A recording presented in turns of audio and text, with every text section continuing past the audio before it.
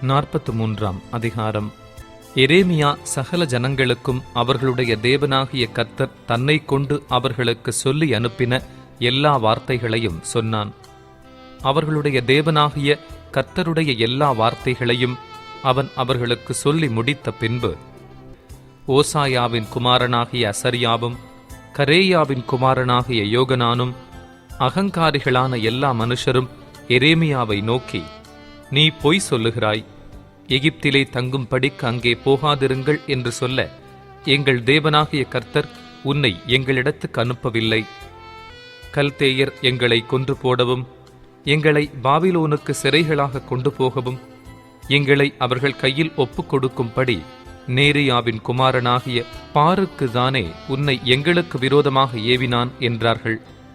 அப்படியே யூதாவின் தேசத்திலே தரித்திருக்க வேண்டும் எனும் கர்த்தருடைய சத்தத்துக்கு கரேயாவின் குமாரனாகிய யோகனானும் சகல இராணுவ சேர்வைக்காரரும் சகல ஜனங்களும் செவி கொடாமற் போனார்கள்.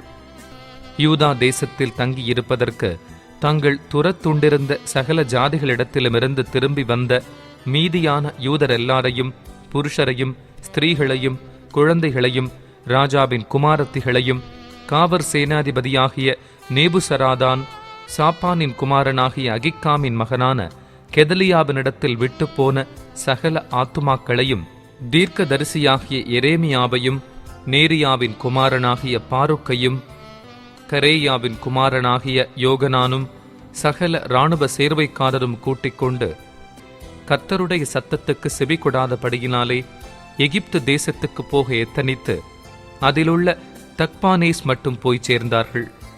தக்பானேசிலே கர்த்தருடைய வார்த்தை எரேமியாவுக்கு உண்டாகி அவர், நீ உன் கையிலே பெரிய கற்களை எடுத்துக்கொண்டு யூதா ஜனங்களுக்கு முன்பாக அவைகளை தக்பானேசில் இருக்கிற பார்வோனுடைய அரமனையின் ஒலிமுக வாசலில் இருக்கிற சூளையின் களி மண்ணிலே புதைத்து வைத்து அவர்களை நோக்கி, இதோ என் ஊழியக்காரனாகிய நேபுகாத் நேச்சார் என்கிற பாபிலோன் ராஜாவை நான் அழைத்தனுப்பி நான் புதைப்பித்த இந்த கற்களின் மேல் அவனுடைய சிங்காசனத்தை வைப்பேன்.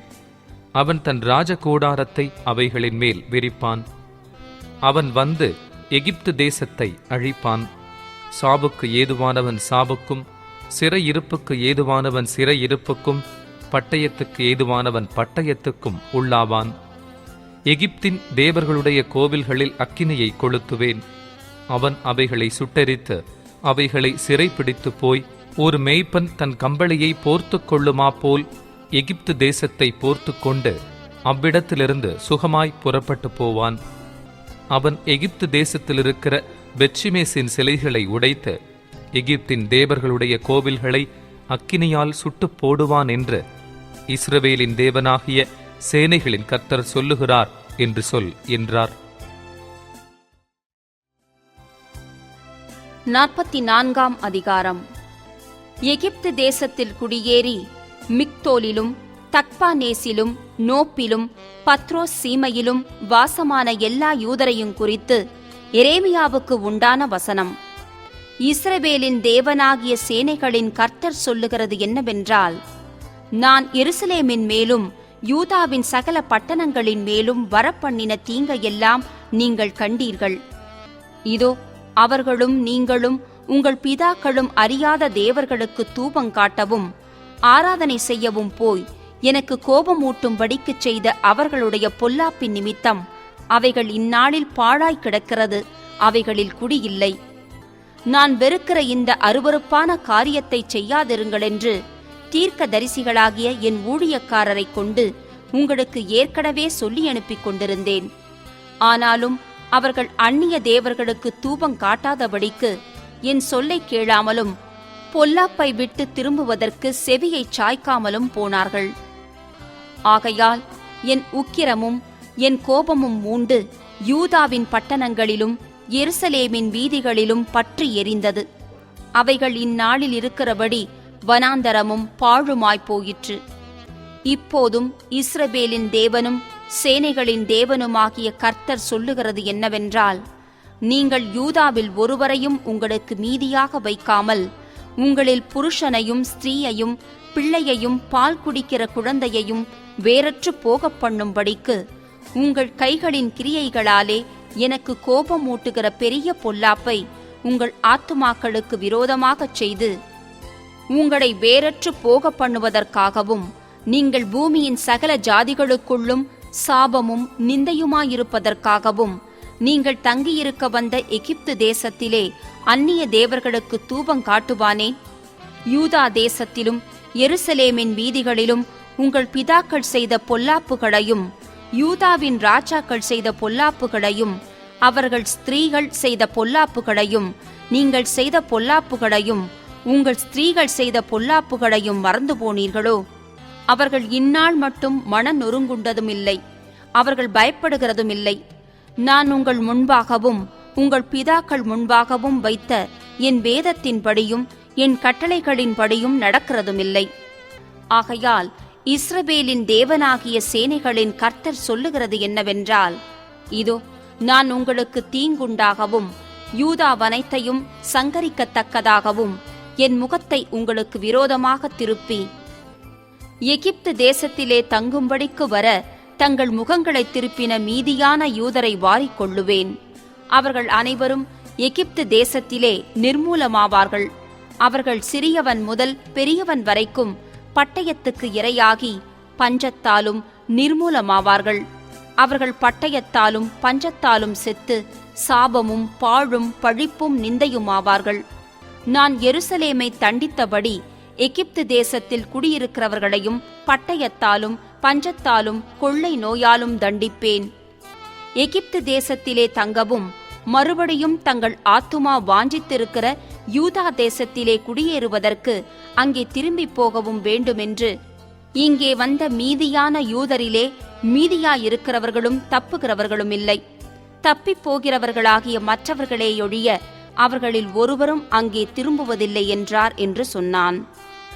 அப்பொழுது தங்கள் ஸ்திரீகள் அந்நிய தேவர்களுக்கு தூபங்காட்டினதாக அறிந்திருந்த எல்லா புருஷரும் பெரிய கூட்டமாய் நின்றிருந்த எல்லா ஸ்திரீகளும் எகிப்து தேசத்தில் பத்ரோசிலே குடியிருந்த சகல ஜனங்களும் எரேமியாவுக்கு பிரதியுத்தரமாக, நீ கர்த்தருடைய நாமத்தில் எங்களுக்கு சொன்ன வார்த்தையின்படியே நாங்கள் உனக்கு செவிகொடாமல் எங்கள் வாயிலிருந்து புறப்பட்ட எல்லா வார்த்தையின்படியேயும் நாங்கள் செய்து வானராக்கினிக்கு தூபங்காட்டி அவளுக்கு பான பலிகளை வார்ப்போம்.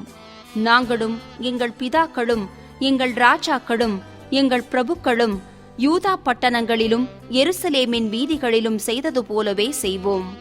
அப்பொழுது நாங்கள் அப்பத்தினால் திருப்தியாகி ஒரு பொல்லாப்பையும் காணாமல் வாழ்ந்திருந்தோம். நாங்கள் வானராக்கினிக்கு தூபம் காட்டாமலும் அவளுக்கு பான பலிகளை வார்க்காமலும் போனது முதற்கொண்டு எல்லாம் எங்களுக்கு குறைவுபட்டது. பட்டயத்தாலும் பஞ்சத்தாலும் அழிந்து போனோம். மேலும் நாங்கள் வானராக்கினிக்கு தூபங்காட்டி அவளுக்கு பானபலிகளை வார்த்தபோது நாங்கள் எங்கள் புருஷரின் அனுமதியில்லாமல் அவளுக்கு பணியாரங்களை சுட்டு பான பலிகளை வார்த்து அவளை நமஸ்கரித்தோமோ என்றார்கள். அப்பொழுது எரேமியா தனக்கு இப்படிப்பட்ட மறுமொழி கொடுத்த சகல ஜனங்களாகிய ஸ்திரீ புருஷர்களையும் மற்ற யாவரையும் நோக்கி, யூதாவின் பட்டணங்களிலும் எருசலேமின் வீதிகளிலும் நீங்களும் உங்கள் பிதாக்களும் உங்கள் ராஜாக்களும் உங்கள் பிரபுக்களும் தேசத்தின் ஜனங்களும் காட்டின தூபங்களை அல்லவோ கர்த்தர் நினைத்து தம்முடைய மனதிலே வைத்துக் கொண்டார். உங்கள் கிரியைகளின் பொல்லாப்பையும் நீங்கள் செய்த அருவருப்புகளையும் கர்த்தர் அப்புறம் பொறுத்திருக்க கூடாதபடியினால் அல்லவோ உங்கள் தேசம் இந்நாளில் இருக்கிறபடி குடியற்ற அந்தரவெளியும் பாழும் சாபமுமாயிற்று.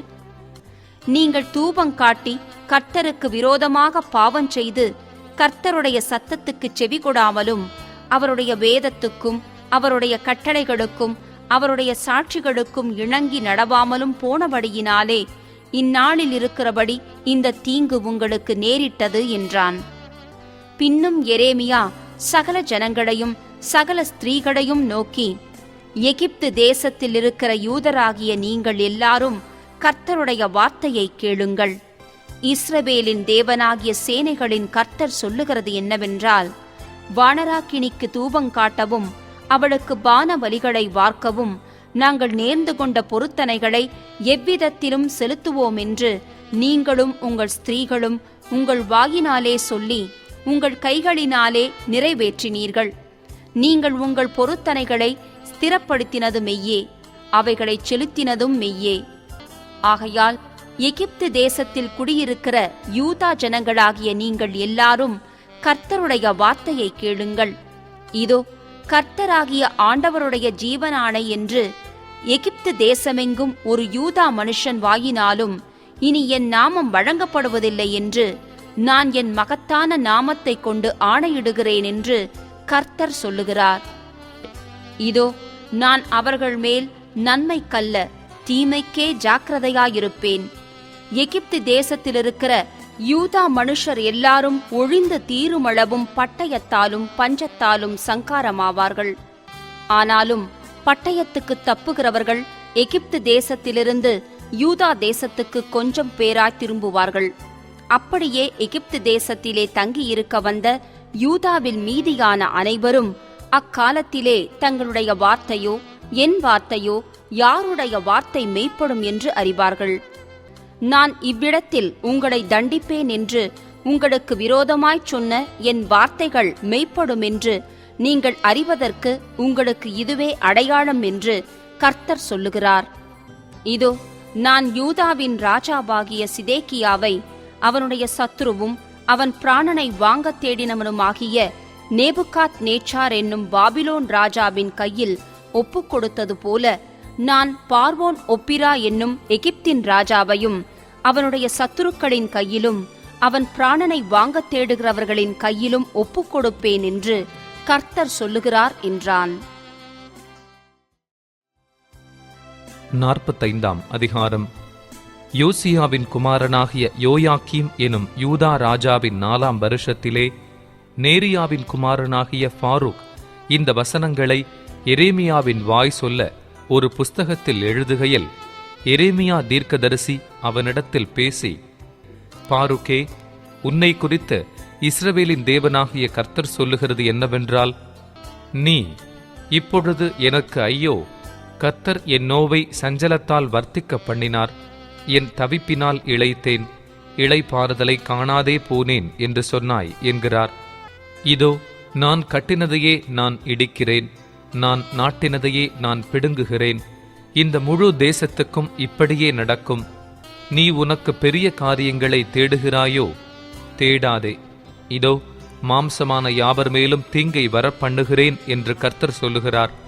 ஆனாலும் நீ போகும் சகல ஸ்தலங்களிலும் உன் பிராணனை உனக்கு கிடைக்கும் கொள்ளை பொருளாக தருகிறேன் என்று கர்த்தர் சொல்லுகிறார் என்று அவனுடனே சொல் என்றார். 46 அதிகாரம். புறஜாதிகளுக்கு விரோதமாய் எரேமியா தீர்க்கதரிசிக்கு உண்டான கர்த்தருடைய வசனம்.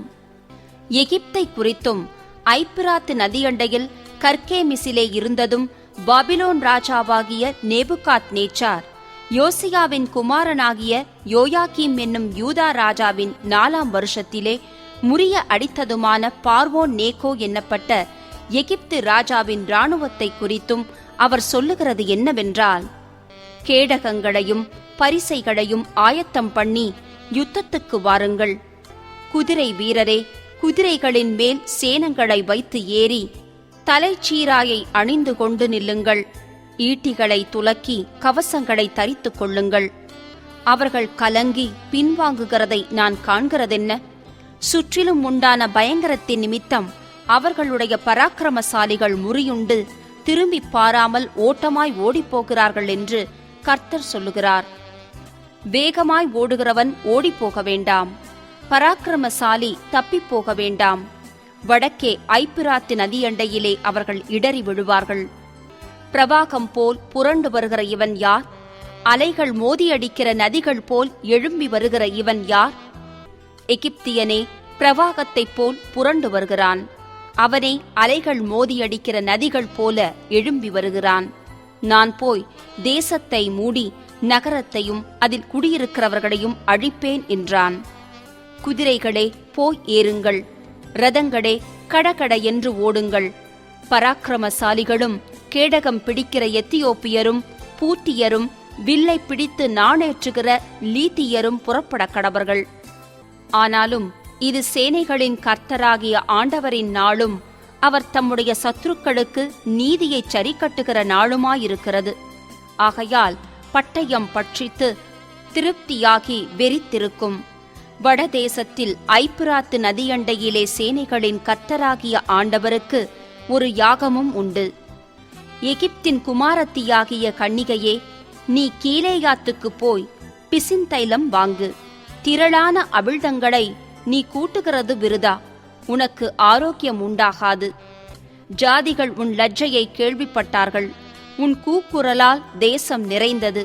பராக்கிரமசாலியின் மேல் பராக்கிரமசாலி இடறி இருவரும் ஏகமாய் விழுந்தார்கள் என்றார்.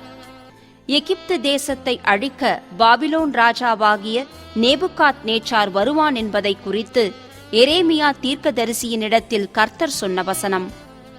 ஆயத்தப்பட்டு நில், பட்டயம் உன்னை சுற்றிலும் உண்டானதை பட்சித்து போடுகிறதென்று சொல்லி எகிப்திலே அறிவித்து மிக்தோலிலே கூறி நோப்பிலும் தக்பானேசிலும் பிரசித்தம் பண்ணுங்கள். உன் வீரர் வாரிக்கொள்ளப்படுகிறதென்ன? கர்த்தர் அவர்களை தள்ளினதால் அவர்கள் நிலை நிற்கவில்லை.